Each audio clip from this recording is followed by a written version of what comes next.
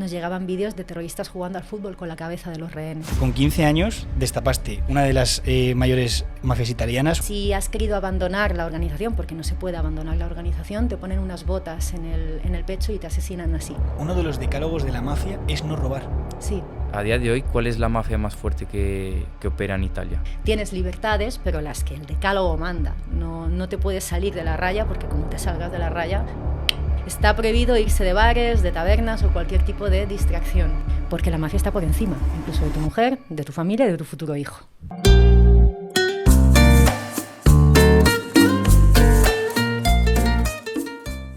Bienvenidos, familia. Hoy, aquí en el podcast de Isodose, esta temporada, que ya nos lo habéis dicho mucho, por fin hemos traído a la primera chica de la temporada. Ya sabemos que nos pedís mucho que traigamos chicas también, pero es que nos está resultando más complicado en esta temporada traerlas. La anterior sí que es verdad que trajimos unas cuantas más, pero aquí nos está costando un poquillo, así que bueno, hemos traído una que va a ser tremenda. La historia que venía a contar, yo estoy un poco acojonado, la verdad, por lo que me ha contado Cavalli. Y bueno, pues nada, antes de empezar, lo primero te digo que están aquí nuestras redes sociales para que nos sigas también en las otras redes donde estamos presentes y para que te vayas enterando de lo que vamos haciendo. Sobre todo, está atento porque dentro de poco va a empezar a haber un sorteo de un viaje para 2 personas y si no nos sigues en esas redes sociales te lo vas a perder. Así que luego no digas que no te avise. Y nada, por último deciros que este fin de semana, Cavalli, ¿dónde vas a ir por la noche? Al Viva la Vida, a tomarme una copichuela. Ah, ¿sí? ¿Solo una? Bueno, y 2 chupitos. Sí. Pero ya está. Nada más que he empezado el año y quiero ir al gimnasio y ponerme serio. Bueno, o sea que también se pueden beber otras cosas en el Viva la Vida, ¿no? También hay refrescos y hay chupitos de fresa, de esos también. Claro. O sea que para los que os cuidéis también podéis ir, ¿vale? Y luego seguir vuestra vida fitness. O simplemente unos bailes y ya está. Además, que luego también bastante bebemos aquí ya porque la gente se piensa que esto es agua, pero no, aquí tenemos tequila. Además, nuestra invitada de hoy, Carmen Coracini, ¿qué tal? ¿Cómo estás? Muy bien, yo llevo vodka. Sí, eso estábamos hablando, que como hace tanto frío, ¿no? Que podríamos meter aquí tequila para que los invitados estuvieran un poquito más calentitos. Recalentarnos un poquito. Eso es, y que se soltaran un poquillo más. Bueno, ¿Más? Carmen. Se sueltan bastante, ¿no? Te voy a intentar presentar, ¿vale? Pero me va a costar porque la verdad que es una historia bastante complicada. O sea, yo lo que sé es que con 15 años destapaste una de las mayores mafias italianas o más jodidas que operaban en España. Ahora, cuéntame cómo es esto. Cuéntame. Así es la casualidad, ¿eh? ¿Cómo es? Cuéntame cómo es esto, a ver. Pues mirad, yo estaba en el instituto, tenía unos 14, 15 años más o menos. Y tenía, como siempre, pues mi grupo de amigas habituales. Y un año llegaron 2 compañeras italianas napoletanas. ¿Qué pasa? Que en Italia tenemos siempre la broma de que si eres napoletano, un poco para chinchar, te llamamos mafioso ya per se. Que oye, que no tiene por qué, evidentemente, ¿no? Pero bueno, es un poco, con 14 años, chinchas. Lo que pasa es que con el paso de los meses fuimos percibiendo detalles un poquito más excéntricos, porque a mí en aquella época mis padres me daban 20 euros de paga y me tenían que servir para toda la semana. Y ellas vivan pues en los bolsillos con billetes de 500 euros que yo no había visto en mi vida. Claro. Vestían Gucci, Prada, Louis Vuitton. En una ocasión una amiga mía iba con ellas y vio un escaparate, un bolso muy caro, Dior o algo así. Y ellas, ¿te gusta? Te lo compramos. O sea, algo escandaloso para una niña de 14 años, ¿no? Inviable. O sea, ¿te lo compraban ellas? Sí, como regalo, como obsequio. Sí, como iban con billetes de 500 en el bolsillo, pues les daba un poco igual. El que te ofrece un café, pues... Eran mafiosos y no se escondían, vamos, que digamos. Ahí voy también con esta historia, ¿no? La capacidad o sea, la sensación de impunidad que se tiene muchas veces. Entonces, claro, nosotros empezamos a percibir estos comportamientos un poquito fuera de lo normal y ya te digo, éramos muy amigas, íbamos a su casa, a sus fiestas, conocíamos el padre, la madre, el hermano, los primos, los tíos, la familia, ¿no? Grande. Uh-huh. Y entonces empezamos a vociferar por ahí que estos son mafiosos seguro. Y basta con vociferar algo para que de repente se haga realidad. Y después de varios meses gritándole a la gente a nuestro alrededor, nunca sabes a quién se lo estás diciendo, que estas personas podrían ser mafiosas, al cabo de unos meses yo estaba de vacaciones con una amiga y me llega un mensaje. Y en ese mensaje se me dice, literalmente, ten cuidado, no vuelvas a interactuar con estas personas, ya te explicaré por qué. Llega septiembre, volvemos al instituto, sus pupitres vacíos, no entendemos qué ha pasado, y descubrimos la redada. Una redada en el verano en casa de su padre. Cogen al padre, al primo, al tío, a toda la familia, los encarcelan porque eran una de las familias más buscadas a nivel internacional como exportadores desde el puerto de Nápoles hasta Europa y en específico hasta España de todo tipo de estupefacientes. Y llevaban buscándoles años. estaban tan sumamente metidos en la sociedad y sí, en la vida normal que nadie podía imaginar que ellos eran los que estaban buscando. El padre tenía una identidad falsa, se descubrió, luego saltó a los medios de comunicación, como digo, encarcelaron a toda la familia y ellas dos dejaron de ser nuestras amigas, evidentemente.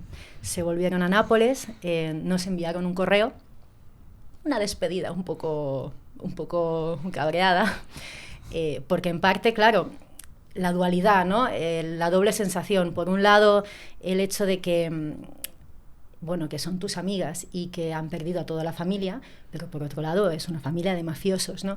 Y esa idea de plena impunidad y de sensación de estar como por encima de la justicia, del bien y del mal, de pasearse por las calles de Madrid con billetes y fajos de billetes pensando jamás vamos a ser descubiertos, jamás nadie va a pensar que somos mafiosos, pero porque tienen siempre como esta dinámica interna de tranquilidad, porque es la que han heredado y porque la familia y la mafia en Italia estaba y está todavía tan enraizada que ni siquiera se esconden, ¿no?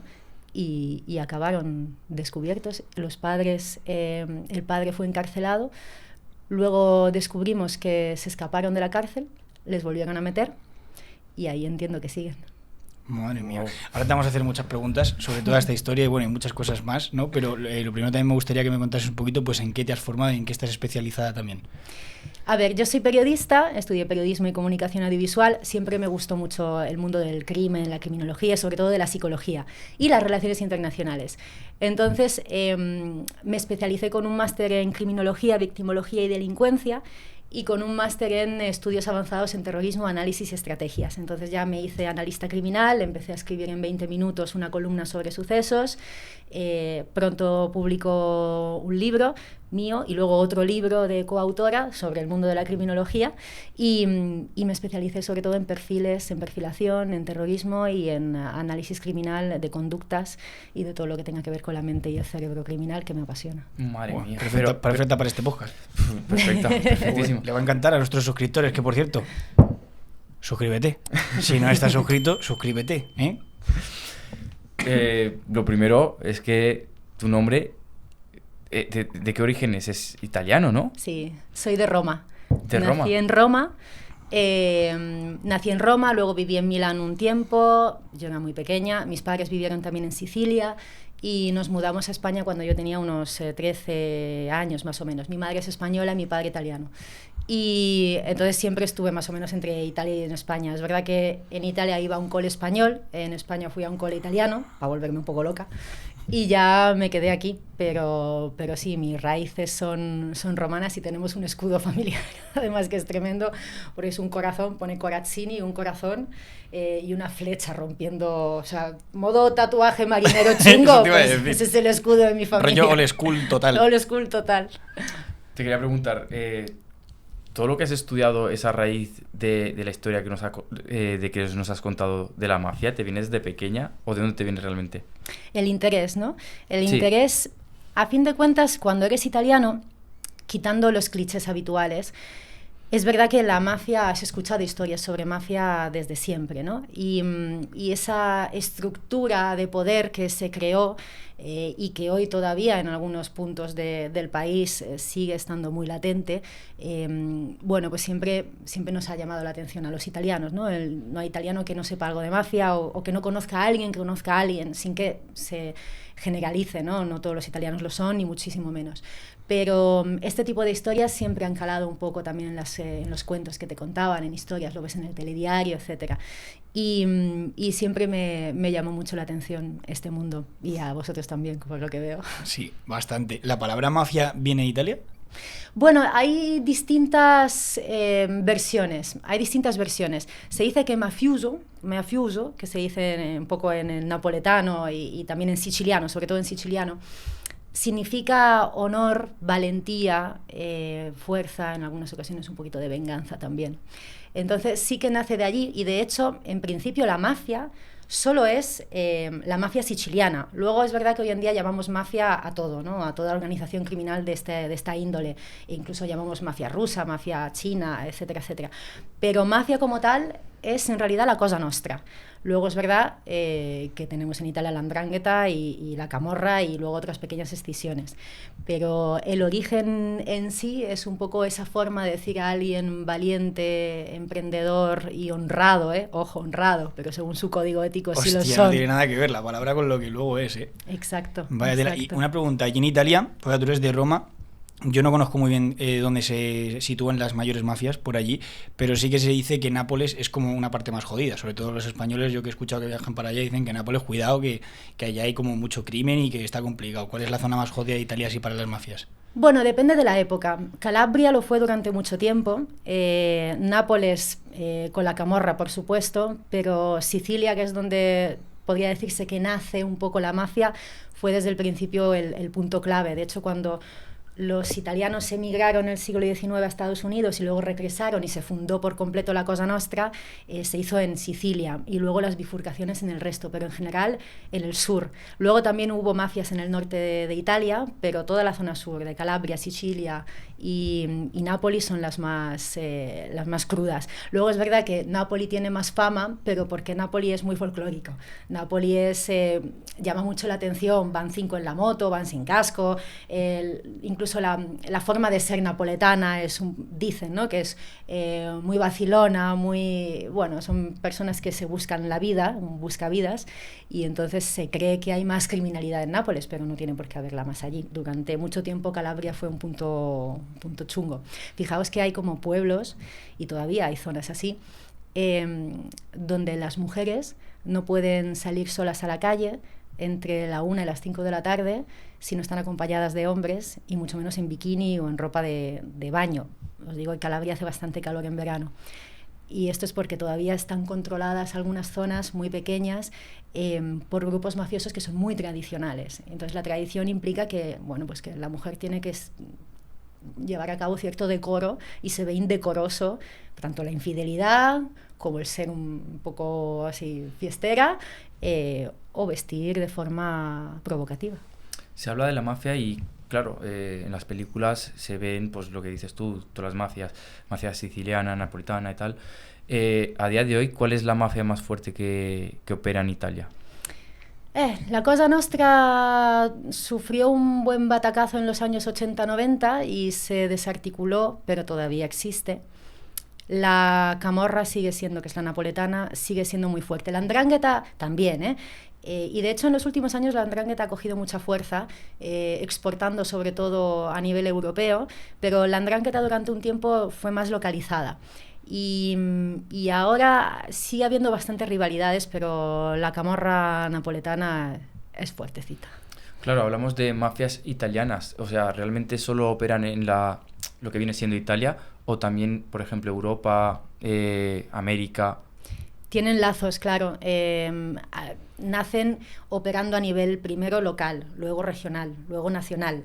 Y luego poco a poco con exportaciones de armas, con exportaciones de estupefacientes, antiguamente con el tráfico o el contrabando de alcohol. Entonces siempre ha habido lazos con Estados Unidos, con España, con Francia, bueno, y con los Balcanes. Al final muchos grupos mafiosos ven en las alianzas europeas, internacionales y transnacionales, nuevas vías de negocio. Y sí que la rivalidad existe, pero si se pueden unir para hacer mayores negocios, lo harán. Se nota su presencia, por ejemplo, en Italia, porque muchas veces se habla, ¿no?, del impuesto que tienen que pagar algunos comercios por tener el mismo negocio, ¿no? El pizzo, que se llama, sí. Bueno, desde los 90 ha habido desde los 80 sobre todo, ha habido una lucha antimafia muy tensa y muy fuerte, y entonces ya no está metida como lo estaba antes dentro de la vida económica y política del país. Antiguamente, por ejemplo, muchos políticos o partidos buscaban alianza con la mafia porque la mafia les conseguía electores y a cambio de ganar las elecciones en tal sitio, ellos les proporcionaban pues adjudicaciones, la construcción, impunidad para algunas cosas. Entonces se había metido mucho dentro del gobierno y dentro de la política y de la economía.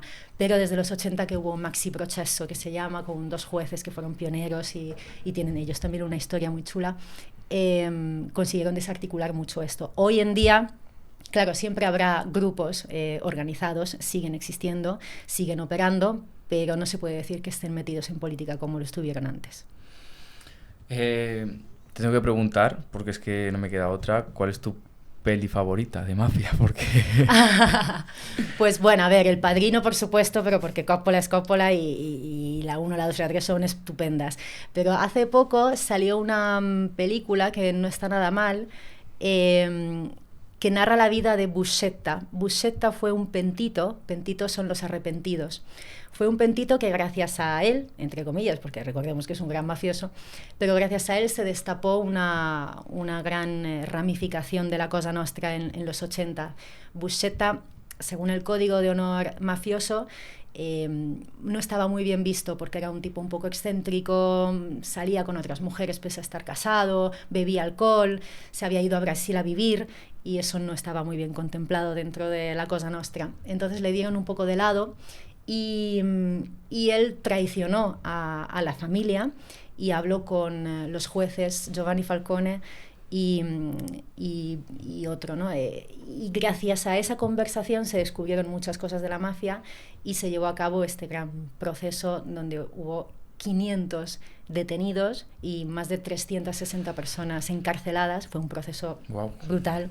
Se hizo en una cárcel de Palermo acorazada, que la llamaban el búnker, y os podéis imaginar, las imágenes están en internet y son brutales, de las familias detrás de los barrotes gritando como locos, y ahí pues un desfile de 500 mafiosos, y ahí se descubrieron muchos de los códigos, ¿no? Y esa película retrata bastante bien la vida de Buscetta, y hay un libro muy chulo, entonces yo creo que El Padrino y la historia de Buscetta están chulas para que la gente las vea. ¿La mayoría de las mafias respetan sus códigos? Sí, y si no lo respetas, vas mal, porque palmas. O sea, por ejemplo,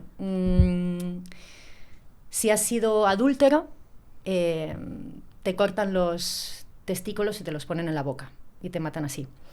Si has traicionado a la organización, te matan y te ponen un sasso, me sale en italiano, una piedra, y te ponen una piedra en la boca. Si has querido abandonar la organización, porque no se puede abandonar la organización, te ponen unas botas en el pecho y te asesinan así. Entonces, claro, más te vale seguir los códigos, porque hasta el adulterio. Bueno, hay infinitos códigos, tienen un secretismo prácticamente masónico, es decir, es muy difícil saber cómo interactúan entre ellos, pero hubo una redada en el año 2007 de Carabinieri donde se sacó un documento de los padres fundadores de la Cosa Nostra y en ella aparece el decálogo mafioso con 10 mandamientos, y son 10 mandamientos muy férreos, que de hecho tú te sabías alguno. Pero diga, si queréis os los leo, porque reflejan bastante bien la dinámica mafiosa y todos estos códigos que, claro, es su propia ética, ¿no? Entonces hay algunas reglas que te pueden parecer absurdas, pero es que son las que son para ellos, ¿no? Veo como que hay muchísima doctrina, así y mucha regla, mucha ley, como mucha... ¿Tiene algo que ver que el Vaticano y todo el tema del cristianismo esté tan asentado, por ejemplo, en Roma, etcétera, con el tema de las mafias? Bueno, a ver, el Vaticano en sí no lo creo. Quizás sí el cristianismo, pero a un nivel de seguir cultura y seguir tradición, ¿no? La mafia opera con unos decálogos y unos preceptos muy definidos, y es un poco lo que ocurre en ciertas religiones, como con los 10 mandamientos del cristianismo. Es que parece, ¿no?, una religión más la mafia. Bueno, es que ocupa toda la vida de una persona. Ocupa tu moral, tu ética, tu libertad, tus relaciones personales, tu libertad en sí misma. Entonces sí que la mafia puede ser vista incluso como una religión para ellos, porque es un constructo que lo abarca todo a nivel social, político, económico entero. Todas las áreas y aristas de la vida de una persona están influenciadas por la mafia. Tú dejas de ser libre una vez que que estás dentro de la organización, tienes libertades, pero las que el decálogo manda. No te puedes salir de la raya, porque como te salgas de la raya... En la mafia casi siempre suelen ser como familias, ¿no? Pero si quieres entrar en esa familia tendrías que hacer como un pacto de sangre o algo así, si no me equivoco. Hay varios tipos de pactos, sí. De hecho, uno de ellos, bueno, por supuesto, para poder entrar dentro de una organización mafiosa, como pueda ser, por ejemplo, la Cosa Nostra, es fundamental que no tengas ninguna relación ni de amistad ni de familia con fuerzas y cuerpos de seguridad del Estado. Es importante que tú y tu familia no hayáis sido adúlteros con las mujeres y que no sean personas bebedoras, que salgan, que vayan a tabernas, etc.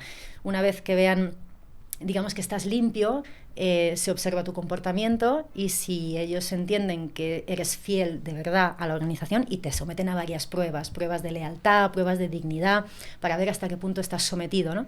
Y una vez que observan que sí lo estás, entras dentro de la organización a través de varios rituales. Hay uno donde se cuenta que los padres, i consiglieri y el don, que son el capo, ¿no? I consiglieri, se sientan en una mesa y cada uno puede decir el nombre de otro, pero como por orden. Entonces, por orden de las agujas a la inversa del reloj. Entonces, una vez le toca a uno y decide que la persona a su derecha puede ingresar o no, en otra ocasión le toca a otro, y así viceversa. Y hay una estampita una estampita cristiana, que ellos entienden que la religión está también metida dentro de la organización, ¿no? Entonces, te dan esta estampita, tienes que prenderle fuego a un objeto, y luego también hay algunos pactos de sangre, o pactos con fuego, o pactos con púas para, digamos, señalar que tú desde entonces formas parte. Así que hay un folclore ahí tremendo, y depende también del tipo de organización, pero los rituales, pues es un poco lo que decías tú también de que parecen a menudo masónicos o no satánicos. Sí, es como es una secta criminal. Como secta, exacto. Sí, ¿no? Es que el comportamiento es totalmente sectario. Al final ellos te abducen, y una vez que estás dentro no puedes salir, como ocurre con las sectas. ¿Crees que es necesario eso para tener una organización estable y que no te fallen y te chiven o lo que sea? Les funciona muy bien por la coerción y un poco por el tema de esto de la lealtad y del honor, que para ellos es algo muy importante. Tienen metido dentro el decálogo de, digamos, caballeresco y medieval, de la dignidad, lealtad, honor, venganza, y con eso consiguen adeptos, y con la coerción consiguen que nadie se salga, con el miedo, con las facilidades, y sobre todo también con las generaciones. De hecho, abogan mucho porque se tengan varios hijos, para que los hijos sigan la tradición de los padres. Muchas veces casan a distintas familias, hijos de distintas familias, para que los poderes se puedan unir, y todo se crea como dentro de un vínculo muy cerrado, y tienen además su propia manera de hablarse. De hecho, se dice que muchas veces es difícil entender lo que un mafioso te está contando, porque usa tantas metáforas que puede que lo estés entendiendo mal. De hecho, muchos pentiti decían que a veces se llevaban a cabo asesinatos sin querer, pero porque habían entendido mal la petición de un capo. Porque a lo mejor el capo decía, el árbol cae allá donde hay sombra, y el otro dice, le mato, ¿no? Y le mata, y era, no, tenías que extorsionarle. Entonces, porque muchas veces eso, sus palabras en clave son complicadísimas. De hecho, ni siquiera... evidentemente no se mandaban mensajes, y a veces ni siquiera quedaban en persona para mandar misiones. Se enviaban i pizzini. I pizzini son como unos pequeños papelitos donde, de forma muy metafórica, alegórica, el capo dice qué es lo que hay que hacer, ¿no? Por ejemplo, si en un pizzino pone que una persona tiene que razonar con otra, no es razonar. Razonar es resolver de forma violenta un conflicto. Entonces luego la policía fue descubriendo cómo este mensaje en código tenía significados diferentes, ¿no? Si decía, vamos a la playa, no es a la playa, es a la esquina de tal a matar a no sé quién. Entonces sí, crean todo este lenguaje, ética, moral, todas estas cosas tan importantes en la vida de una persona, que al final salir de ahí pues se vuelve un poco difícil. Para ti, ¿quiénes son más fieles a sus principios? ¿La policía o los mafiosos? ¿Qué quiero decir con esto? ¿hay en el mundo que tú conoces más mafiosos que traicionan a la mafia o más policías que traicionan a la policía? Yo creo que más mafiosos que traicionan a la mafia. Porque sí. Aún así lo has dudado un poco. Sí, lo he dudado. Ya pregunta, ¿eh? ya. Una pregunta muy interesante. Mira, yo creo que muchas veces dentro... A ver, al final, si tú entras dentro de las fuerzas y cuerpos de seguridad del Estado es por una convicción tuya personal. Nadie te está obligando, nadie te está induciendo. Pero muchas veces cuando tú ingresas en la mafia es porque tus padres lo han sido, tus hermanos, tus primos.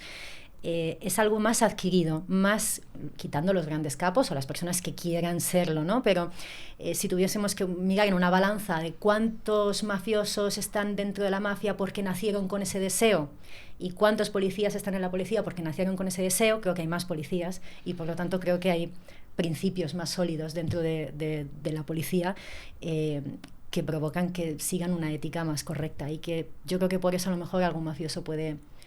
Claro, luego igual les matan, ¿no? Pero yo creo que es más fácil dentro de que al final el mundo de la mafia, por muy cinematográfico que nos parezca, no deja de ser una organización criminal donde extorsionan, matan, mienten, roban, porque es verdad que uno de los decálogos es no robar, pero luego al final roban igual. O sea, uno de los decálogos de la mafia es no robar. Sí, fíjate que hay. En el mismo mandamiento te dicen, está permitido extorsionar, matar, pero no robar. Está prohibido irse de bares, de tabernas o cualquier tipo de distracción. Hay que estar enfocados en la misión. Nada de charlas en bares distendidas, tomándote una caña. Eso está muy mal visto y no se puede llevar a cabo. Y bueno, por ejemplo, no se puede... Esto me llama la atención bastante, porque yo entiendo que esto ha debido de pasar varias veces para que esto lo pongan como un mandamiento. Ojo, las citas son ineludibles, ¿vale? Incluso si la mujer se encuentra de parto, la disponibilidad con la organización es máxima. Es decir, si tienes una cita en tal sitio a tal hora con el jefe de la mafia para hablar de algún asunto y tu mujer está en pleno parto, da igual, tú tienes que ir a la cita. Y yo creo que si esto lo han puesto en el decálogo es porque les ha debido de pasar alguna vez, claro, también porque la proliferación de hijos por allí es una dinámica habitual, ¿no? Para tener más descendientes, etcétera, etcétera. Entonces les ha debido de pasar más de una vez de tener una cita y que te diga el tipo, no, mira, no puedo ir pues porque mi mujer está pariendo, me da igual, vienes y punto. Y tienes que dejar a tu mujer en el momento más feliz de su vida, supuestamente, porque la mafia está por encima, incluso de tu mujer, de tu familia y de tu futuro hijo. Wow, vaya normas tienen ahí, vaya estrictas. ¿Tú crees que también las mantienen otras organizaciones o solo son las mafias italianas? Yo creo que establecer normas estrictas es una dinámica de cualquier secta, de algunas religiones también, y sobre todo de sociedades muy cerradas, porque al final esto provoca que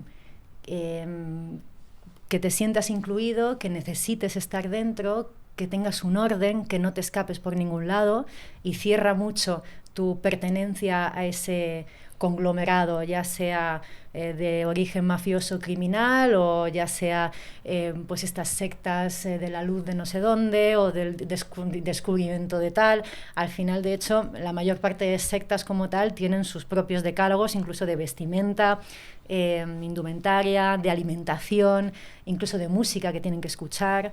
Es un adoctrinamiento, pasa también con el terrorismo, es puro adoctrinamiento. Qué bueno. Claro, hablamos de mafia italiana, pero su origen, ¿de dónde es realmente?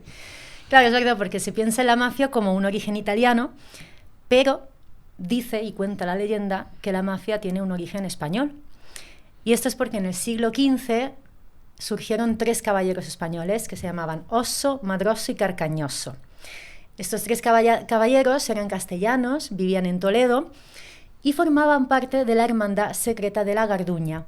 Esta era una hermandad secreta que en principio operaba como organización criminal en la época medieval, llevaban a cabo extorsiones, asesinatos, robos, pero tenían también un decálogo de comportamiento muy parecido al que hoy entendemos como mafioso. Entonces operaban con la dignidad, con el honor, con la valentía, con la familia y se vengaban en caso de necesidad, algo que hace la mafia habitualmente. Bueno, pues en un momento dado, La hermana de uno de estos 3 caballeros sufre una violación y los 3 caballeros deciden vengarse con sangre y matan al agresor. La justicia de Castilla comienza a buscarlos, ellos deciden huir, emprenden un largo viaje y llegan hasta Sicilia.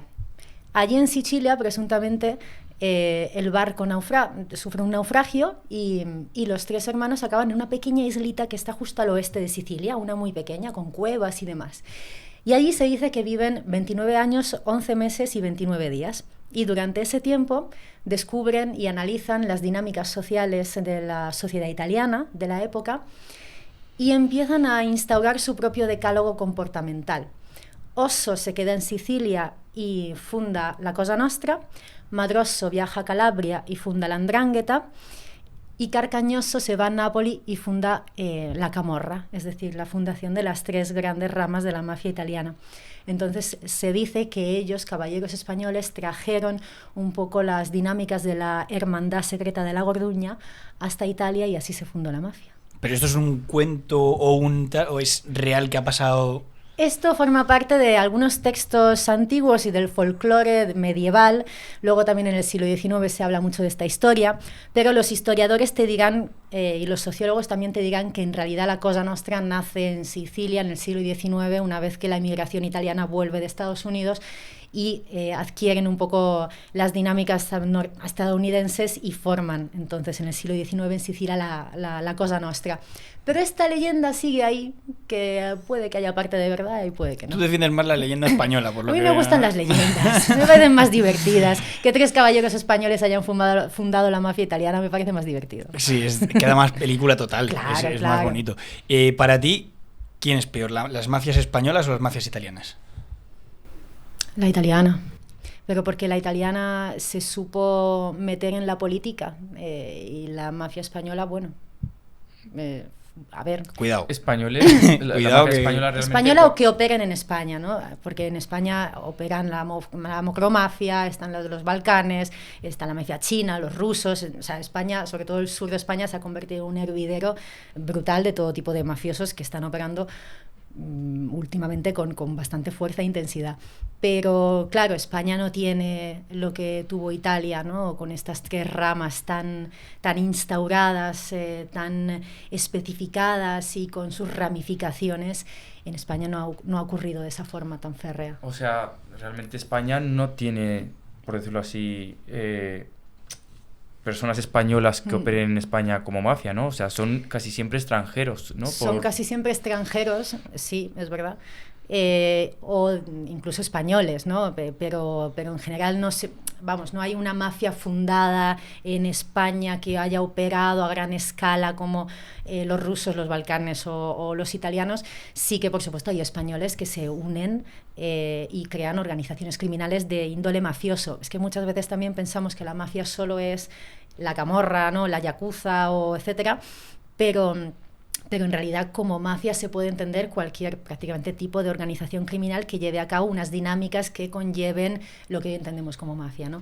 Pero eso puede ocurrir a nivel local, a nivel regional, puede haber mini mafias, pero claro, no a la escala, ¿no? Con la envergadura. Claro, porque realmente en el sur están los grupos que son marroquíes, ¿no? De África. En el norte están los gallegos, que eso sería más o menos la mafia española, ¿no? Sí, es verdad. Se puede decir que y además operan también con fuerza y les están arrebatando incluso el liderazgo a los colombianos, etcétera. Claro, son localizadas, ¿no? Es decir, la mafia gallega o el movimiento de droga en Galicia no se puede extrapolar a la influencia que tuvo la Camorra o la Cosa Nostra, pero sí que tienen dinámicas mafiosas dentro, ¿no? Un pueblo entero a favor de esta organización o de estos clanes, de estas familias, porque en el fondo les proporcionan trabajo, ¿no? Les proporcionan, yo no sé si habéis visto Fariña o habéis leído el libro, pero contaba que cuando llegaban los cargamentos, el pueblo entero encendía y apagaba la luz de todo el pueblo para avisar de está limpio, no hay moros en la costa.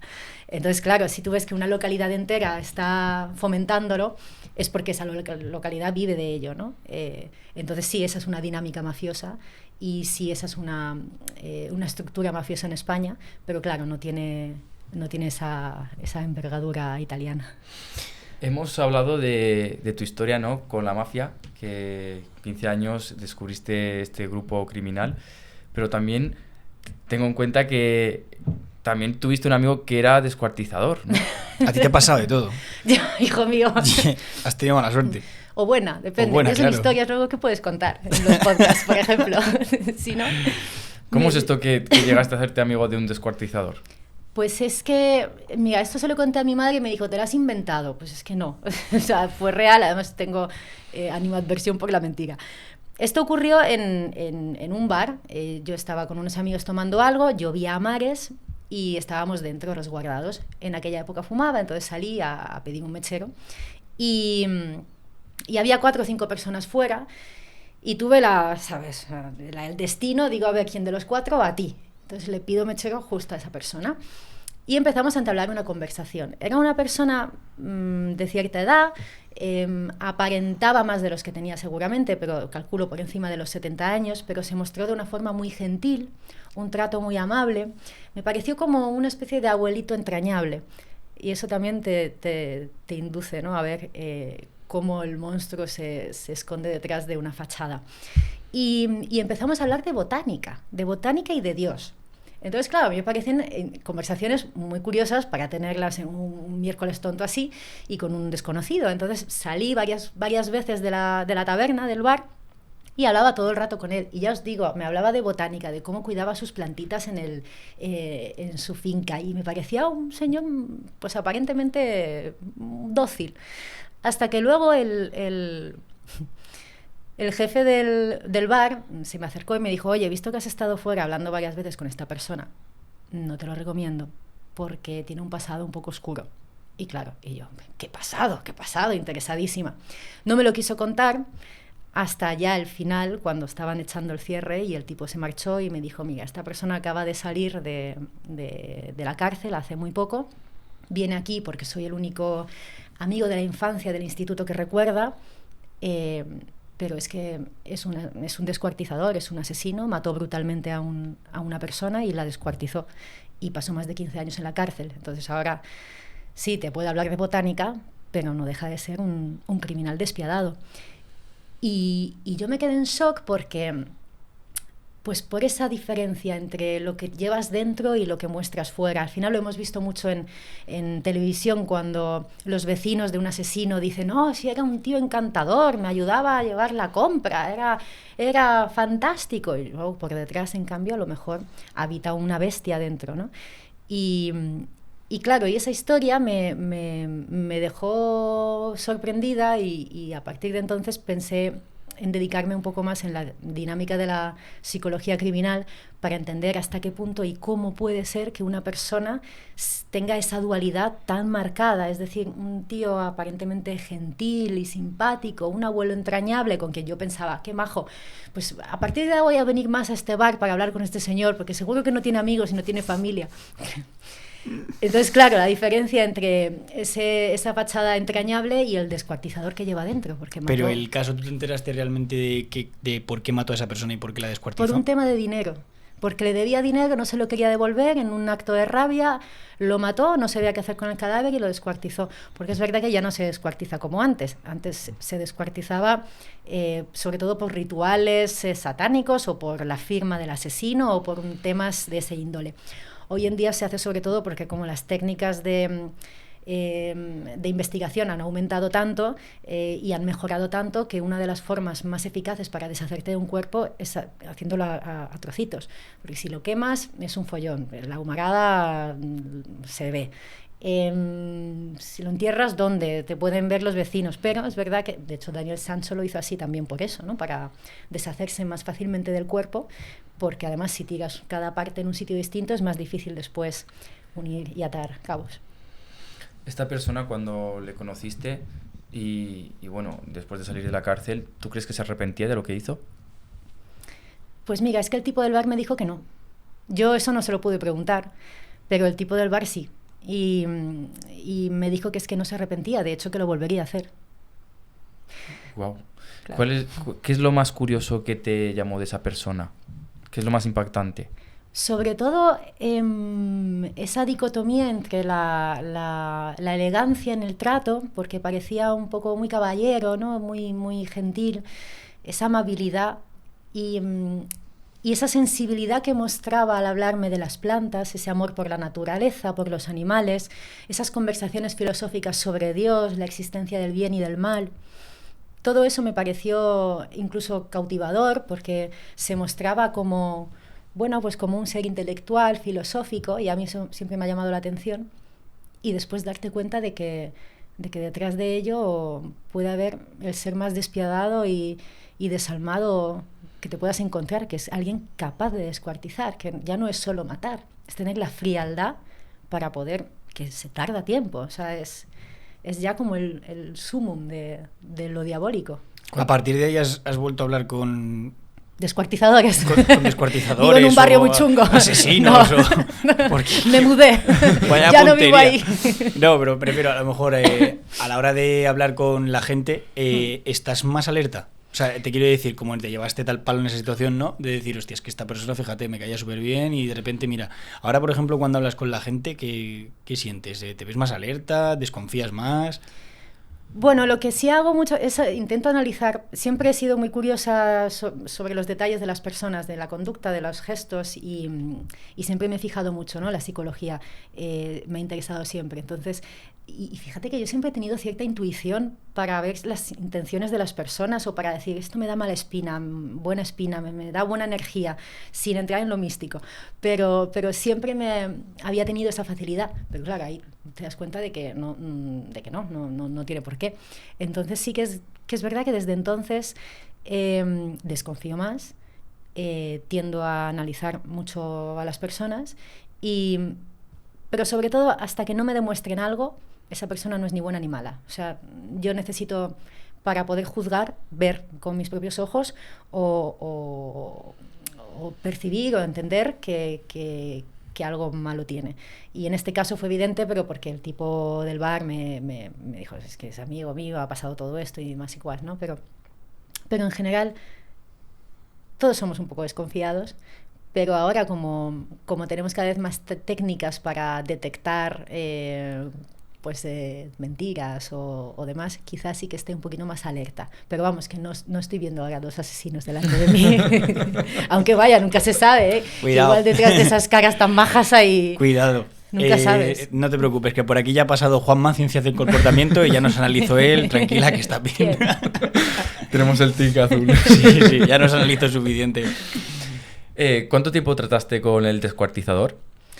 Pues mira, yo la primera noche estuvimos bastante rato charlando.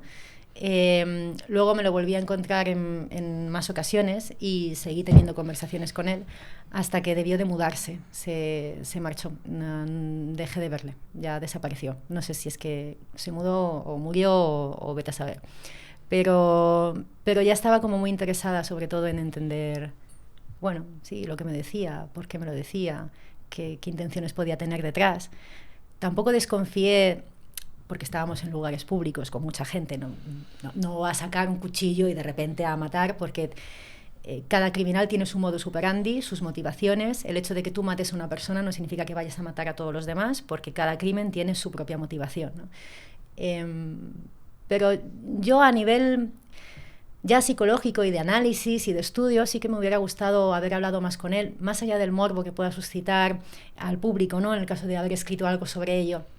Pero sobre todo porque creo que a través de las entrevistas personales y de la observación de la conducta y de la psicología de las personas se pueden trazar también líneas de prevención. Es decir, cuanto más estudiemos la mente del criminal, más herramientas vamos a tener después para hacerles frente, que es un poco lo que les pasaba a los de Estados Unidos, de la unidad de análisis de la conducta, de Ressler, Robert Ressler, en los años 70 en Estados Unidos, en el FBI, crearon lo que luego nosotros conocemos como Mindhunter, ¿no? La serie.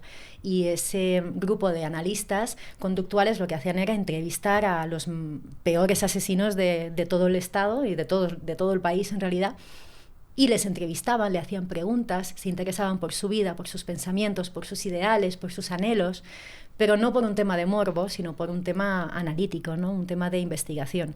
Y gracias a ello hoy tenemos una base de datos de conductas criminales fantástica. Entonces yo, pues claro, en mi mundo de Yupi pensé, wow, podría ser yo un analista de este tipo y analizar criminales y descuartizadores. Entonces si me vuelvo a encontrar con uno, le intentaré sacar de todo, pero para un tema de investigación pura y dura. Después de todo este tiempo y analizando varias personas y tal, ¿qué has podido descubrir de su mente? Que es un laberinto. Pues mira, por un lado, el dolor está presente en muchos de los asesinatos que yo he estado estudiando o en los que yo le he dedicado tiempo de análisis. Muchos de ellos he visto en sus biografías el dolor o el trauma, algo en la infancia que les haya creado una brecha dentro, que eso luego haya podido favorecer a una pérdida de conexión con la realidad, a un odio, a una frustración, y como si hubiesen encendido unas dinámicas tóxicas dentro de sus mentes. No siempre el trauma conlleva eso, ni mucho menos, pero sí que es verdad que en muchos asesinos encuentras, sobre todo los más despiadados, ¿no? Los más criminales, los más terribles, encuentras a menudo estas historias de tristeza y de vidas desestructuradas detrás. Y luego eso, lo de las fachadas, que desde fuera es gente común, puede ser tu hermano, tu primo, tu vecino, y nunca sabes lo que llevan dentro, porque de repente les hace clic la cabeza y todo cambia. Mira José Bretón. José Bretón aparentaba ser un tipo totalmente normal y acabó quemando vivos a sus hijos. O el celador de Olot, en Girona, mató a una decena de ancianos y el tipo era descrito como encantador, no, lo siguiente, era un enfermero, un celador fantástico, así regordete, majo, rosadito de cara, parecía imposible que pudiera matar a nadie, ¿no? Entonces ese es un poco el trauma que muchos llevan dentro como explicación a que se le incendie un poco el alma, por así decirlo, y esa diferencia entre lo que llevan dentro y lo que llevan fuera. ¿Qué crees que puede ser el motor de que cometan ese impulso? Porque, por ejemplo, tú dices que, por ejemplo, este último que has dicho era celador, ¿no? Y estaría todos los días tratando con ancianos, pero y que era encantador con ellos. ¿Qué es normalmente lo que suele hacer? ¿Cuál es el chispazo, el motor? ¿Qué sentido tiene que de repente una mañana se levante y diga, me voy a cargar 100 ancianos? Suele haber siempre un elemento desencadenante que se dice. A ver, para que tú lleves a cabo un crimen depende de muchísimos factores, ¿no? Pero si hablamos, por ejemplo, del perfil de un criminal como un asesino en serie, como era el celador de Olot, hay factores endógenos y factores exógenos. Entre los factores exógenos, pues lo que hayas vivido en la infancia, tus recuerdos, tus experiencias, si te han querido, si no te han querido, si te han hecho bullying, si no te han hecho bullying, si has formado una familia o no, el trabajo que tú querías o no, el nivel de frustración. Y luego los factores endógenos, es decir, si tú naces ya con una predisposición a la criminalidad, que en muchas ocasiones puede haberla, por un tema genético o por un tema de lesión cerebral, puede haber cierta inercia hacia conductas, no necesariamente criminales, pero hacia conductas antisociales. Entonces, si unes factores endógenos, factores exógenos, un odio, tristeza acumulándose durante el tiempo, poco a poco, y de repente, un factor desencadenante, que puede ser una tontería, puede ser un pequeño detalle. Por ejemplo, en el caso del celador de Olot, el psicólogo que lo trataba recordó que un día él fue a trabajar y le dijo que se había aburrido ya, que no quería volver a trabajar como celador, y eso que era como su sueño, ¿no? Que no quería volver a trabajar allí porque algo le había pasado. Nunca sabremos qué es lo que le había pasado realmente, pero quizá fuera, decía el psicólogo, un posible incidente con un compañero, alguien a lo mejor le insultó o alguien le dijo algo que le sentó mal y fue la gotita que colma el vaso. Siempre hay una gotita que colma el vaso. Una gotita que para nosotros puede ser un detalle insignificante, pero para el criminal, con todo eso que lleva dentro de la cabeza, es un cóctel que estalla. Estás hablando de, a lo mejor, la rabia, el odio y tal, pero la otra parte, que naces con ello, ¿cómo sería? Los factores endógenos. Pues se puede tener una predisposición biológica, por ejemplo, a la conducta antisocial. Es decir, por un lado, hay ciertas zonas del cerebro, como la corteza prefrontal o la amígdala, el cuerpo calloso, que en caso de que tengan una disfunción, que ya puede ser dada desde el nacimiento o incluso por una lesión que te ocurra jugando al fútbol o manipulando explosivos o trabajando, lo que sea, puede generarte una malformación. Y muchas de esas malformaciones afectan a esas zonas y esas conexiones neuronales que directamente van relacionadas con, por ejemplo, la toma de decisiones, el razonamiento, qué es lo que nos produce dolor y qué no, la empatía. La amígdala, que está profundamente relacionada con la empatía, por ejemplo, una actividad reducida o incluso un tamaño distinto puede favorecer a que tú, de nacimiento, pues te cueste más ser empático. Si me dan un golpe en la cabeza, ¿podría volverme un criminal? Podrías. Y se han dado casos. ¿Y cómo es posible eso? Ahora en Harvard hay un cerebro que se estudia y es el cerebro de Phineas Gage. Este es un tipo que en el siglo XIX trabajaba en las vías de ferrocarril en Estados Unidos y manipulando la dinamita de repente se le explotó. Este era un tipo normal, un chaval de 20 años, súper majo, que tenía una familia, amable, simpático. De repente sufre esta explosión y una barra de metal de 1,5 metros de alto le atraviesa el cráneo, pero lejos de morir, el tipo sobrevive. Va al médico, al doctor Harlow, y el doctor Harlow le dice, bueno, es un milagro que esté usted vivo, unos meses de baja y puedes volver a trabajar. Pasan unos meses y la única evidencia del incidente es que le falta prácticamente media cara, pero aparentemente no le pasa nada más. Vuelve al trabajo, pero la familia empieza a percibir dinámicas distintas en su comportamiento. Es decir, se convierte en una persona huraña, antipático, no tolera la frustración, no permite que se le aconseje, se vuelve beligerante, empieza a insultar. Y eso no fue por el miedo a morir. Eso fue porque literalmente esa lesión en el cerebro tocó justo las zonas que conectan y que forman en parte nuestra personalidad y las cambió. Entonces, claro, tú te preguntas, y ahora de hecho ese cerebro se sigue estudiando, ¿no? Y entonces uno se pregunta, vale, pues, entonces, ¿quién soy yo exactamente? ¿O por qué soy como soy? Soy eso, así justo, porque... Eso te iba a decir, o sea, ¿nuestra manera de ser depende de nuestra biología? Pues en un porcentaje, aún por descubrir cuál, sí. Por supuesto, las circunstancias y el ambiente yo creo que forman más la personalidad que tu propia biología, pero la tendencia está ahí. Por eso hay personas que tendencialmente son más buenas que otras, más empáticas que otras. Por eso hay personas que, bueno, aceptan los insultos con más serenidad y otros, en cambio, que se vuelven locos. Y eso son tendencias que llevamos dentro y son conexiones neuronales con las que nacemos y son tamaños de nuestra morfología cerebral, que es el que es, salvo que te cruce un palo por la cara y te las pueda cambiar. Entonces, claro, hay lesiones cerebrales que pueden provocar cambios en nuestra personalidad. Incluso, por ejemplo, el uso continuado de alcohol puede favorecer que si tú ya tengas algún daño cerebral, pues lo aumente. Tenemos el caso en España de Patrick Nogueira, que no sé si os acordáis, pero fue el asesino que descuartizó a prácticamente toda su familia, a su tío, a su tía y a 2 niños de 1 y 3 años. Y los descuartizó a todos y lo extravagante del caso fue que él lo iba contando todo por WhatsApp a un amigo que tenía en Brasil, él era brasileño, ocurrió creo que en el 2017. Entonces, claro, nos encontrábamos ante un asesino totalmente inédito porque estaba contando en directo cómo iba descuartizando a las personas, a un colega en Brasil. Y si no me equivoco, hasta riéndose y mofándose de ese mismo asesinato, ¿no? Tal cual, grabándose vídeos, selfies, y el amigo en Brasil también tiene una historia, porque el otro le siguió el juego.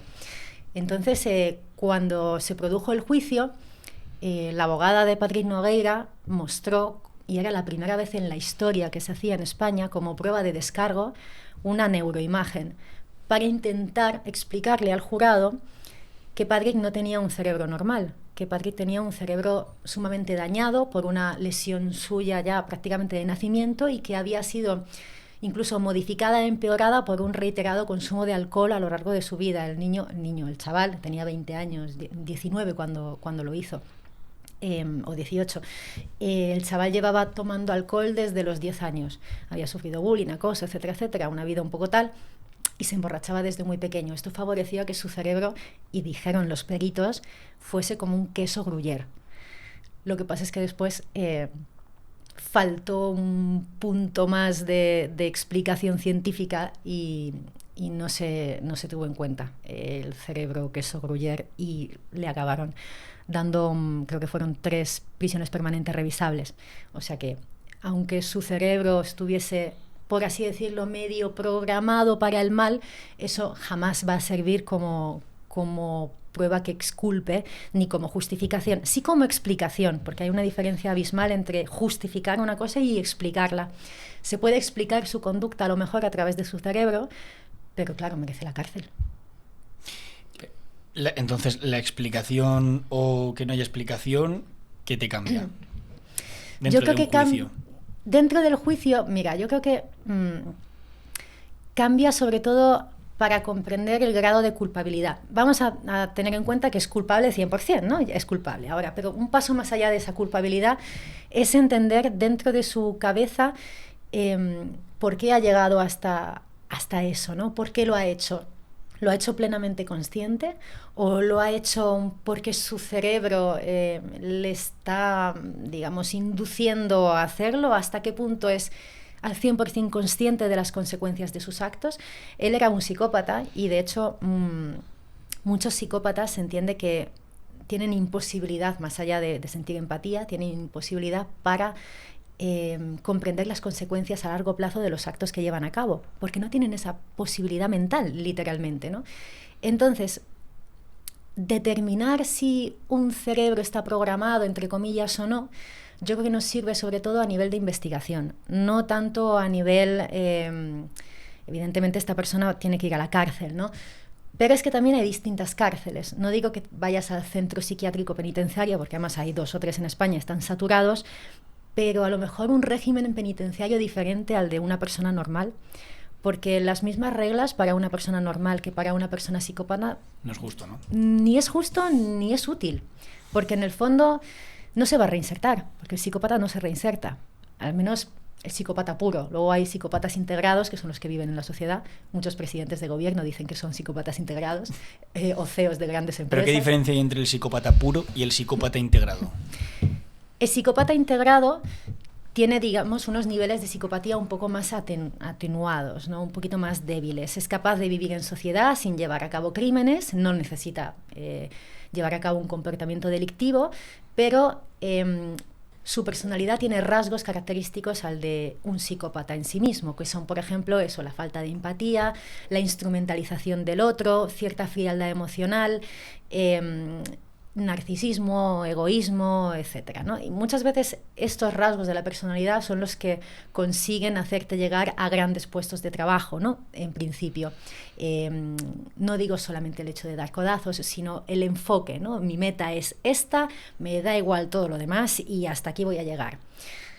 Esos son los psicópatas integrados. Y puede haber muchos. Se dice que el 1% de la población, o incluso algunos estudios dicen que el 8% son psicópatas puros. Integrados, imagínate cuántos hay, ¿no? Muchos más. Los puros, el psicópata puro es aquel que es 100% así. Y en la mayoría de los casos sí llevan a cabo comportamiento delictivo o criminal. Y son aquellos que realmente no pueden ponerse en la piel del otro, utilizan a las personas a su antojo y sus impulsos prevalecen sobre todo lo demás. Fijaos que se hizo un estudio hace relativamente poco con varios psicópatas en una cárcel y intentaron, digamos, aplicarles las típicas dinámicas psicológicas de terapia cognitivo-conductual y tal y cual, ¿no? Terapia de grupo, para ver si podían aprender a ser mejores personas. Pues lejos de aprender a ser mejores personas, aprendieron a disimular ser tan malos. Entonces aprendieron a mentir mejor, aprendieron a mostrarse empáticos, pero no lo sentían realmente. Y muchos de ellos no solo reincidieron, sino que perfeccionaron incluso sus capacidades delictivas, porque habían aprendido a a no dejarse notar. O sea, se volvían sociópatas, ¿no? Claro, un psicópata sociópata ya es lo mejorcito de la casa. Antes has mencionado que si recibimos un golpe en la cabeza te puedes volver un asesino, pero podría ser al revés. Si recibes un golpe en la cabeza, podrías volverte, imagínate, de ser un asesino a ser buena persona. Yo no sé si detrás de las típicas historias de casi me muero, pero eso me ha hecho mejor persona, haya algo de neurociencia detrás, que a lo mejor también. Pero es posible. Yo las historias que conozco son todas al revés, que una lesión cerebral te compromete esas conexiones mentales y te favorece la conducta delictiva, ¿no? Que no necesariamente un golpe en la cabeza te vuelve criminal, pero... ¿Qué podría Estoy ser? imaginando a todo el mundo que ve el podcast haciéndose así. Mierda, me vaya a caer con los patines en... Pero claro, tendría sentido al revés. O sea, del mismo modo que... Porque en el fondo es un tema, pues eso, de morfología. Entonces, hombre, a ver, si tu amígdala es grande, te das un golpe, se hace más pequeña, es difícil que siendo más pequeña te des un golpe y se haga más grande. Pero es una posibilidad y se podría estudiar, es una posibilidad. A ver si dándole golpetazos a los criminales se los hacen buenas personas. ¿Has visto la película? De ahí a la tortura. No sería mala, ¿Has visto la película de Will Smith, La verdad duele? No. Trata sobre jugadores de rugby que reciben golpes en la cabeza. Sí, la he visto. Y cada uno, igual uno le da por asesinar, otro por como diferentes conductas, ¿no? También le pasa a los boxeadores, ¿no? Al recibir golpes, como que hay casos que también les da lo que comentabas tú del alcohol, ¿no? La cosa es... ¿A todas las personas le pasa eso a la hora de recibir golpes en la cabeza? Depende del golpe, de tu morfología cerebral, de tus circunstancias, de 1.000 millones de factores. Por eso es muy difícil establecer categorizaciones. Es una posibilidad, pero una posibilidad entre muchas. Puede ocurrir, pero no tiene por qué. Qué bueno. Una pregunta, creo que ibas a sacar un libro, si no me equivoco, ¿no? Sí, de hecho un poquito también sobre esto. Se llama Personas Bestias, lo publicamos con el sello RBA y se publicará dentro de poco. Y es básicamente un ensayo sobre algunos de los crímenes más llamativos de la crónica negra española de los últimos años y la explicación científica, psicológica, antropológica, médica detrás de la mente del criminal y curiosidades del mundo de la criminología. Entonces hablo de neurociencia, hablo de casos conocidos, desde el caso Asunta hasta el caso también del falso monje Shaolin, que yo no sé si os acordáis, el del pescadito, muchos casos mediáticos y sobre todo las razones que hay detrás. Y hablo de ciencias forenses, detección de mentiras, comportamiento de sectas y por supuesto mucha neurociencia porque me apasionan las explicaciones científicas y biológicas del mal. ¿Cuándo lo sacas? Pues en principio está previsto para mediados finales de febrero y ¿Dónde se podrá comprar? En librerías. En librerías y en todas partes. En Amazon y en todos lados, en ¿no? En todos lados. Sí, lo sacamos pues eso dentro de muy poquito y yo pretendía hacer un poco una labor de divulgación, donde además de hablar de crímenes que conocemos, bueno, como el true crime está tan de moda, muchas veces hablamos o mencionamos conceptos que igual no encuadramos muy bien, ¿no? Por ejemplo, qué es la psicopatía, qué es la neurociencia, qué es exactamente una secta, si se pueden detectar, como digo, las mentiras, o qué ocurrió en los atentados de Barcelona y Cambrils. Bueno, son varios temas, cogiendo historias reales, intentando pues explicar curiosidades del mundo tan amplio que es el de la criminología y el de la psicología, el de la neurociencia. Pues qué ganas de que salga y poder comprarlo, ¿no? O sea, que llegar una copia. Aquí tiene que llegar un hombre, claro. Eso 100%. También sé que te has especializado en terrorismo, específicamente yihadista, ¿no? Uh-huh. ¿Qué nos puedes contar de esto? ¿Cuál ha sido el motivo por especializarte en esto? Pues siempre me llamó la atención, pero dio la casualidad que justo cuando yo estaba de redactora en informativos en Telecinco, estaban haciendo el Daesh, que es lo que conocemos como ISIS o Estado Islámico. Fue en 2014. Y yo trabajaba justo en la sección internacional. Entonces, durante esos meses de surgimiento del Daesh, nos llegaban imágenes de Siria y de Irak que nos enviaban los propios terroristas, que eran una salvajada. Y empecé a interesarme un poco por su historia y por lo que hacían y las motivaciones que tenían detrás, ¿no? Pero para que os hagáis una idea, nos llegaban vídeos de terroristas jugando al fútbol con la cabeza de los rehenes. Y yo no sé si recordáis la imagen de varios rehenes, entre ellos hubo un periodista, James Foley, que estaban vestidos con un mono naranja, metidos dentro de jaulas, y tenían mensajes al presidente de los Estados Unidos o mensajes a la población europea, y eran vídeos grabados por el Daesh. Lo curioso de estos vídeos es que tenían una calidad brutal, como si fuese una superproducción norteamericana. Y entonces, claro, empecé a preguntarme, ¿cómo pueden grabar estos vídeos con esta estética tan detallada, ¿no? Si antiguamente teníamos los vídeos de Al Qaeda, que salía un señor con barba escondido en una cueva, todo gris, color ocre, y 15 minutos hablando a cámara. Y ahora de repente veías encuadres, primeros planos, planos detalle, cenitales, que dices, ok, aquí hay drones, aquí hay pérdidas, aquí hay micros, aquí hay una edición audiovisual de la leche. Y claro, es que fue así. Porque cuando el Daesh surge, en 2014, una de las primeras operaciones que llevan a cabo es irse a Mosul, que es una de las grandes ciudades de Irak. En Mosul van a la Universidad de Ciencias de la Comunicación y allí roban todo el material audiovisual, cámaras 4K, pértigas, etcétera, ordenadores, y secuestran a los mejores periodistas, a los mejores profesores y alumnos de la facultad, bajo coacción, o con nosotros o con la muerte, y muchos tuvieron que acceder.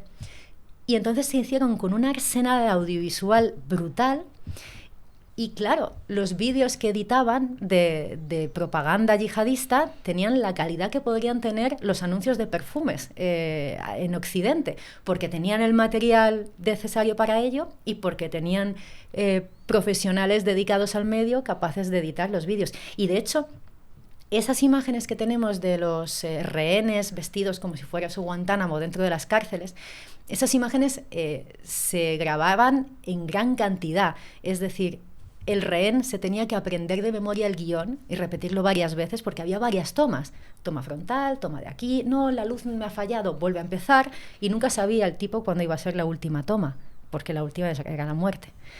Entonces, imaginaos, pues eso, la capacidad técnica que tuvo esta organización y el despliegue de recursos. Un despliegue que llegó incluso a montar 30 productoras audiovisuales, 30, una organización sola terrorista, 30 productoras audiovisuales, 3 o 4 revistas en idiomas distintos, en ruso, en árabe, por supuesto, en inglés, emisoras de radio, incluso tenían un videojuego, digamos, cambiado, es decir, no sé si os acordáis del Call of Duty, pues ellos tienen el Call of Jihad.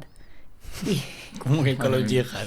El Call of Jihad, y es literal, es el videojuego Call of Duty, pero al revés, en vez de matar a gente Exacto. árabe, ¿no? Se matan a los Exacto. estadounidenses. Hostias, Sí, sí. Esto no lo sabía yo. Qué locura. Y con eso, claro, consiguen adeptos muy jóvenes y consiguen calar en mentes muchas veces de chavales que empiezan a jugar a ese juego y, claro, interiorizan esas dinámicas, esos preceptos, y así se aseguran generaciones y generaciones de terroristas. Y ya no solo el Call of Jihad, también videoclips musicales, videoclips que son realmente como podría ser el videoclip de Rihanna o el videoclip de Lady Gaga, o sea, con una producción y una factura más propia de cualquier cantante occidental. Y claro, es que eso fue un punto, un antes y un después dentro del mundo del terrorismo, porque hasta entonces el terrorismo de corte yihadista era casposo, no seducía a muchos jóvenes, y hoy en día, en cambio, gracias al Daesh, a partir de 2014, esa forma de hacer terrorismo cambió y consiguió seducir a jóvenes de todas partes del mundo. De hecho, en 2015 había más de 20.000 o 15.000, 20.000 foreign fighters, que eran los luchadores combatientes extranjeros, de repente en Siria aparecía Jonathan con tez blanca y ojos azules luchando con Mohamed. Y tú dices, ¿qué tiene que ver este británico, este francés o este alemán con la lucha de la yihad? Pero es que a través de Internet y a través de toda esta narrativa y propaganda de videojuegos, de videoclips musicales, de campañas en Twitter, de trending, se colaban en los trending topics para lanzar mensajes en Twitter, youtubers terroristas que te explican, como estamos nosotros ahora aquí en esta mesa con 3 micros, pues ellos explicándote las mejores formas de crear una bomba casera. Entonces, todo esto cala mucho en la gente joven. Si todavía no tenemos portada para el podcast, apunta por ahí el éxito del marketing terrorista. Si no, es que es marketing. O sea, esos son los líderes de allí que... Es que realmente esto es puto marketing lo que están haciendo para captar a todo el mundo y crear más comunidad. Sí, claro. Y con facilidad llegar a cualquier parte y a cualquier persona en todo el mundo. Y en esos vídeos, ¿qué vendían ellos? ¿Qué ofrecían realmente al público? Porque lo que tú dices, que te pongan un vídeo de una bomba, a mí sinceramente no es llamativo. Me tienen que dar un caramelito, ¿no? ¿Cuál es ese? Claro, es que su narrativa es que son muy cabrones. Porque utilizan... por ejemplo, utilizan las imágenes del conflicto en Siria para demostrarte que Occidente son muy malos y lo están haciendo muy mal, y fijaos cuántos bebés han matado, ¿no? Utilizan esas imágenes. Luego intentan utilizar las historias de valores y de virtud que presuntamente el mundo occidental ha perdido, ¿no? La pérdida de valores. Entonces te recuerdan que ellos abogan por la fe, que Occidente es el demonio, que estamos todos corrompidos, que estamos siendo manipulados por el poder. Utilizan las historias de corrupción de los gobiernos en Estados Unidos, en España, en Italia, en Francia, en Reino Unido, ¿no? En todas partes para intentar lavarte el cerebro con cosas que a menudo son reales, claro, porque no se inventan la corrupción, ni se inventan las imágenes del conflicto en Siria, pero las tergiversan, las manipulan y sobre todo van enfocadas a gente permeable, ¿no? Muchas mujeres han sido captadas de esta manera porque los vídeos que veían eran sobre todo de lugares paradisíacos e idílicos donde presuntamente podrían acabar viviendo si se casaban con un terrorista, ¿no? Entonces, por ejemplo, aprovechaban a lo mejor el descontento. Os pongo un ejemplo concreto que ocurrió en Francia, ¿no? Céline, una chica de 15 años que había tenido un novio cabrón, entonces estaba asqueada, no le iba bien en el instituto, sus padres no la entendían, se sentía, bueno, un poco outsider de la vida.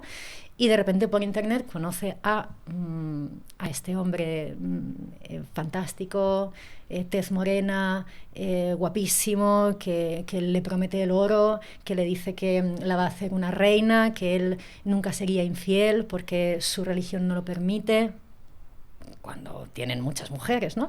Pero les venden toda una historia falsa de honor y gloria y de lucha por una vida mejor, que algunas se lo llegan a creer, y tantas se lo llegaron a creer que robaron dineros a sus padres, emprendieron el viaje, viajaron a Siria e Irak a casarse con estos presuntos príncipes, cuando en realidad esos vídeos que veían de casas fantásticas, de piscinas y de oasis... Eran cromas.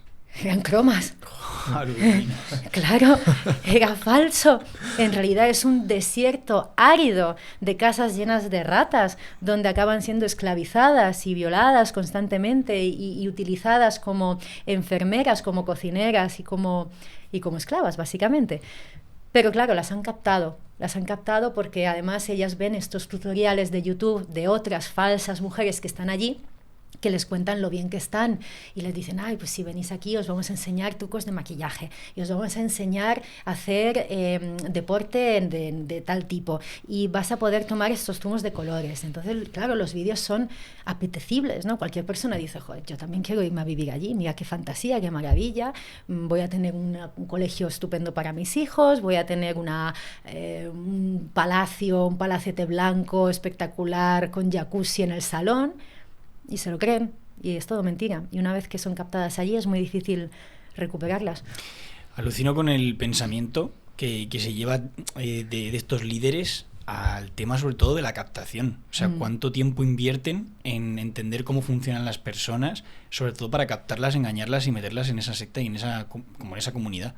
Claro, por eso la psicología es tan importante dentro de la criminología, ¿no? Porque estas personas a menudo empiezan siendo víctimas de una manipulación muy burda y acaban convirtiéndose en verdugos, ¿no? que luego son los terroristas. Pero son mentes muy manipulables y muy influenciables, y es a lo que van estos líderes.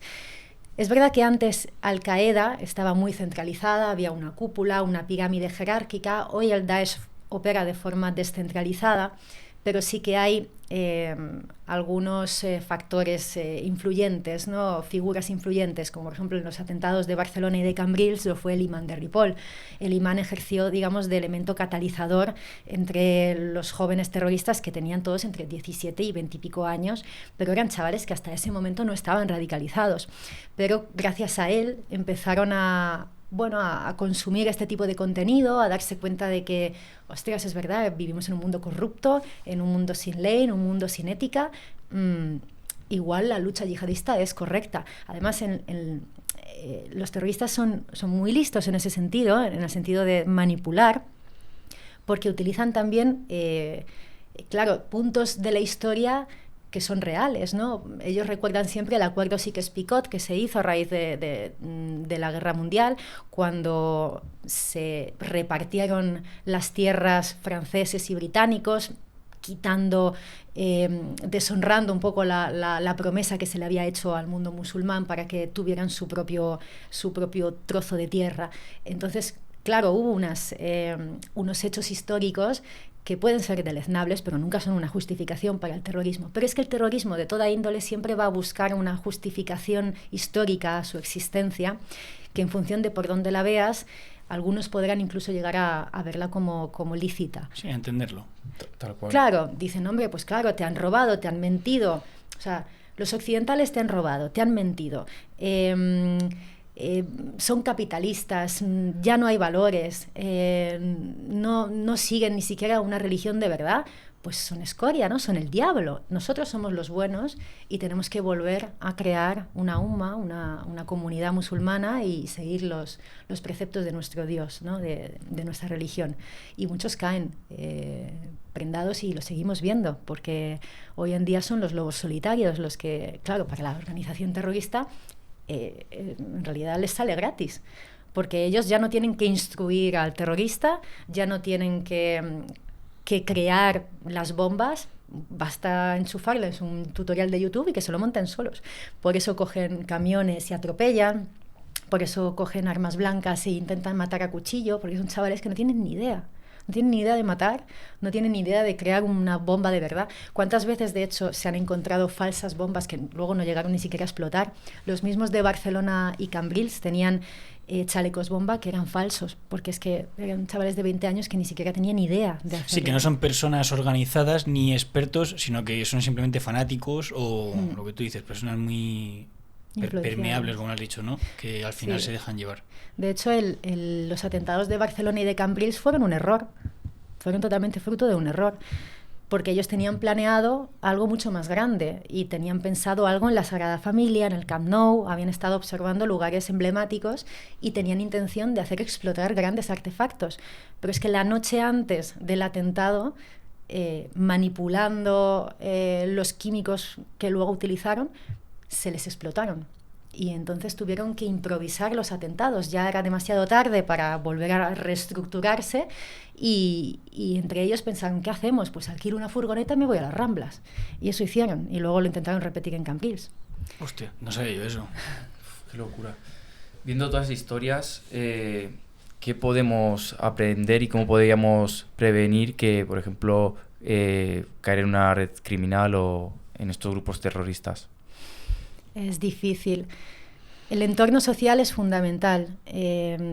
La mayor parte de gente que, por ejemplo, en el terrorismo se radicaliza es un poco porque no tiene un apoyo social fuerte a su alrededor y acaba cayendo en la manipulación de factores externos. Entonces, la observación por parte de la gente a su alrededor siempre es fundamental para ver si cambia. De repente, estos chicos dejaron de beber, de salir, dejaron de ir a discotecas, se enfocaron mucho en el Corán. Y claro, a lo mejor alguien de fuera podría haberse dado cuenta de, ostras, nos estarán radicalizando. Entonces, la observación yo creo que es fundamental. Y para la observación hace falta investigación. Recursos en investigación y en observación, porque es gracias a ello que podemos intentar anticiparnos. Prevenir un poco. Exacto, prevenirnos. Bien, antes nos mencionabas que tenías una historia que nos querías contar, que era muy buena, que era de James Fallon, has dicho. Eso es. Parecido a Jimmy Fallon, el nombre, Sí, pero cuidado sí. que no es el mismo, a ver si le vais a... De hecho, cuando James Fallon murió, mucha gente pensó que era Jimmy Fallon y se armó la leche, sí, porque murió hace poco, el año pasado, hace un par de años. La historia de James Fallon es el ejemplo perfecto de por qué no todos los psicópatas son asesinos y malas personas. Y de hecho la historia de James Fallon es la historia del investigador que buscaba psicópatas y se encontró a sí mismo. Porque él era profesor de la Universidad de California, neurocientífico muy prestigioso, se dice que estuvo colaborando incluso con la CIA, porque entendía muy bien la mente criminal. Y un día un compañero de trabajo le pidió ayuda en la exploración de varios cerebros de psicópatas conocidos. Entonces realizó un escáner a 60 cerebros de psicópatas asesinos y el escáner a otros 60 cerebros de no psicópatas. Y para buscar esos cerebros, que se llama el grupo de control, preguntó a sus familiares y amigos, oye, ¿me prestas tu cabeza? Le hago un escáner, es para un estudio, ¿no? Y todos le dijeron que sí. Y usó la suya también, claro. Y quería comprobar si había patrones entre los asesinos y los no asesinos.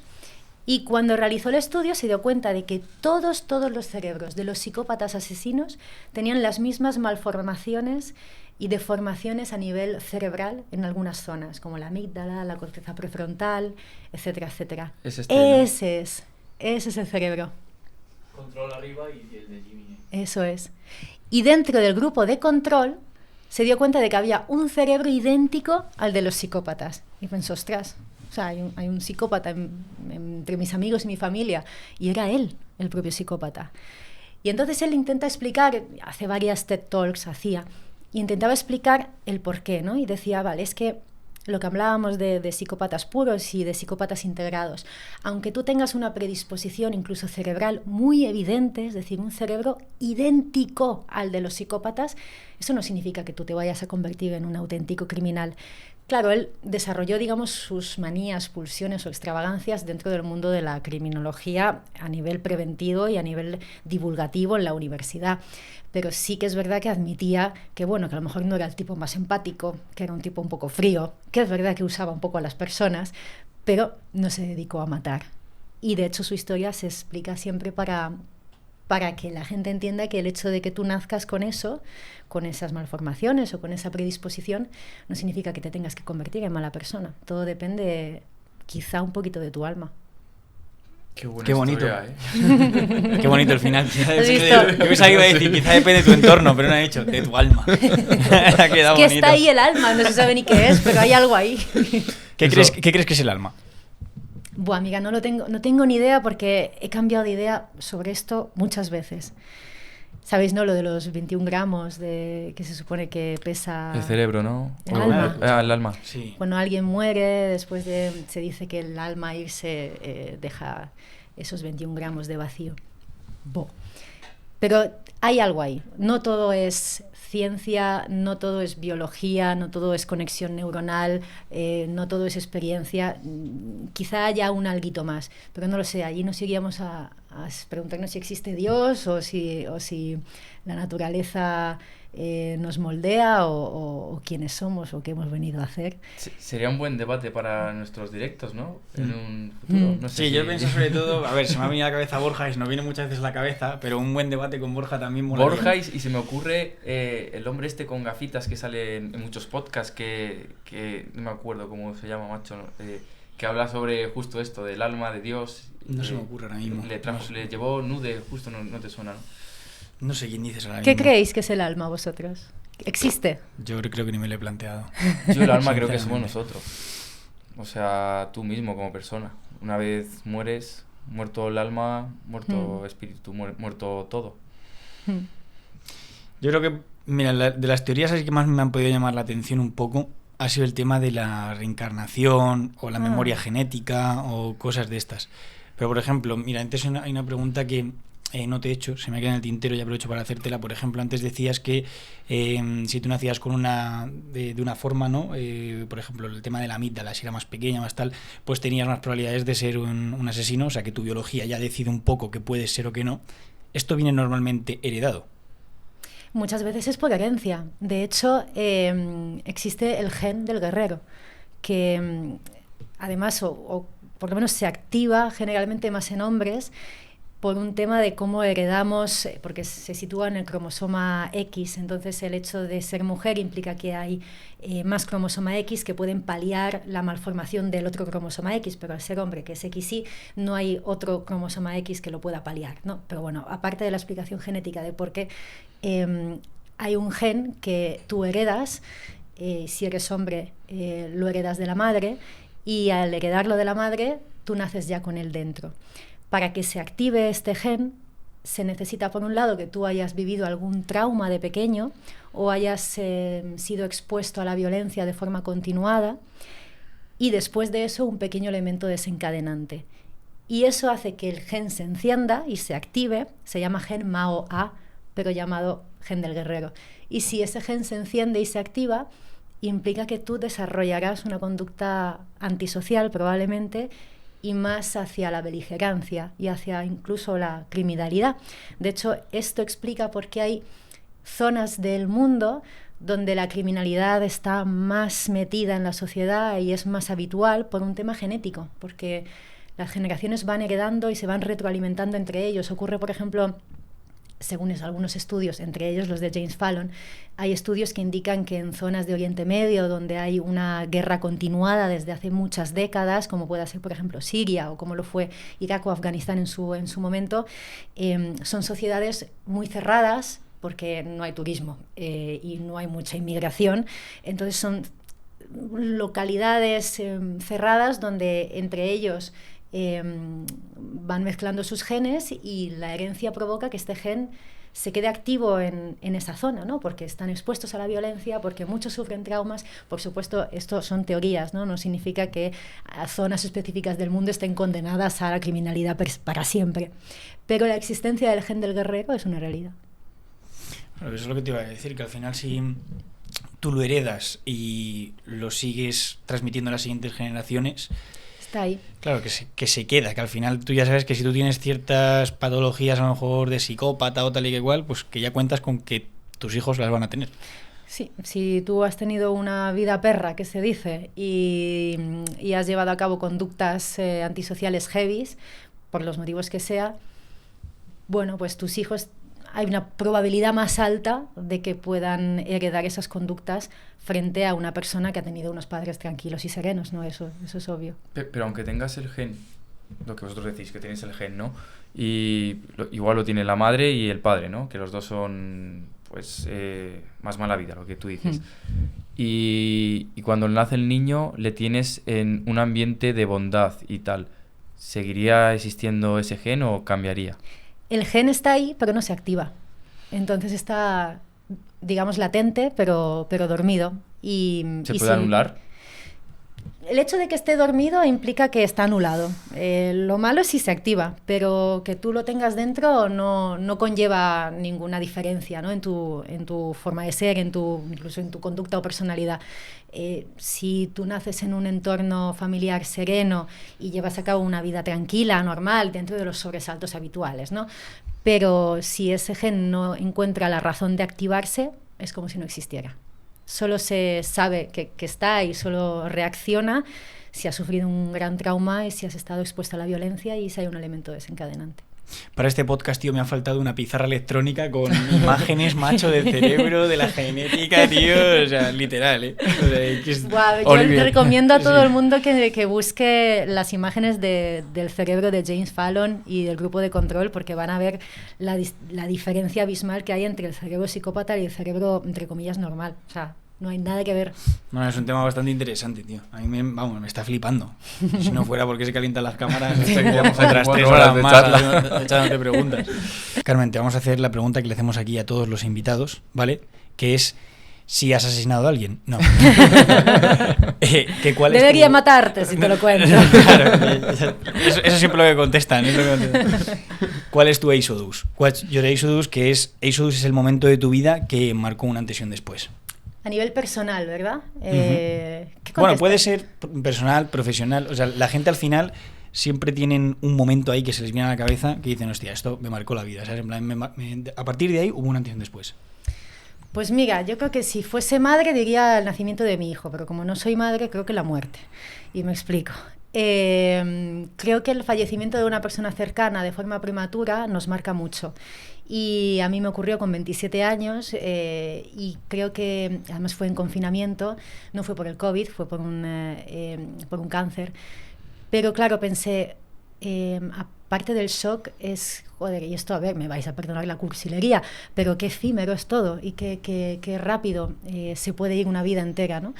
Y encima de forma tan temprana. Así que yo creo que la muerte prematura de una persona a una edad temprana me hizo clic en la cabeza, incluso para intentar disfrutar un poco más de todo, para quitarle hierro a asuntos irrelevantes y para intentar focalizar a través de un dolor, pero intentar focalizar lo bueno de la vida, que es y cómo es, ¿no? Nos enseña mucho la muerte para saber afrontar mejor la vida. Sin duda fuese. Lo tenías claro. Muchas gracias por compartir tu Exodus con nosotros. Bueno, pues nada, Carmen. Lo primero, lo que estaba hablando aquí Cavalli conmigo antes, si queréis parte 2 de este podcast, porque da la sensación con ella que podemos hacer 3 más, pero bueno, de momento vamos a apostar por la segunda parte, ya sabéis, dejárnoslo en comentarios, hacérnoslo saber, ¿vale? Y vemos a ver si Carmen pues también nos saca un huequillo por si quiere hacer una parte 2, pero igualmente también queremos decirte que nosotros estamos intentando hacer, mejor dicho, un debate al mes, ¿vale? Y traemos aquí pues a diferentes expertos, gente que esté en el mundo del crimen. Así que nada, quedas invitada para los próximos debates y que nada, ojalá y que vengas, te juntes aquí con otros maestros de este mundo y montéis aquí un debate de la leche. Pues genial, porque además lleváis invitados muy top y muy chulos, así que yo feliz. Bueno, pues muchísimas gracias y nada, la próxima vez ya con la pizarrita. Rubén, compra la pizarra. Eso es. Muchísimas gracias por venir, Carmen, un placer. Un placer.